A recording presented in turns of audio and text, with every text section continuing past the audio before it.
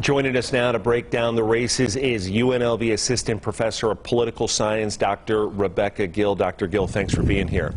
Just getting word that Joey Gilbert in the gubernatorial race is not conceding to Sheriff Lombardo and is actually claiming, early on reports, claiming election fraud. It leads us into our first question. One side for Republicans, one side for Democrats. Those that are all in on the election fraud issue, including, you could say, Adam Laxalt back with the 2020 election, how will that impact them, in your opinion, in the November election? I think some of that really remains to be seen.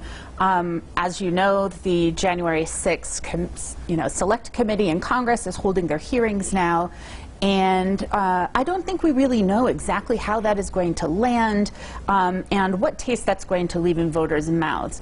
However, it does raise the possibility that being this closely affiliated with these election fraud claims could become problematic for these GOP candidates.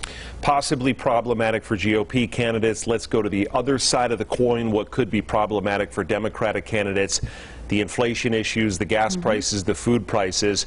With Democratic leadership in the presidential administration right now and such problems with our economy, how do Democrats overcome that in November 2020 when the midterms look to be really in kind of landslide mode, if you will?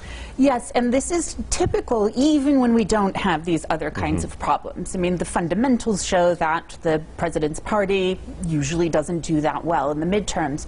But I think a lot of this is going to depend on what happens with the economy, with inflation in the next couple of months, and what is front of mind for voters. That salience issue is going to be very important in November, and if inflation continues the way it is, that's likely to be the thing that is most salient to voters. Something that's impacting people on a daily basis. Appreciate your perspective on both those sides.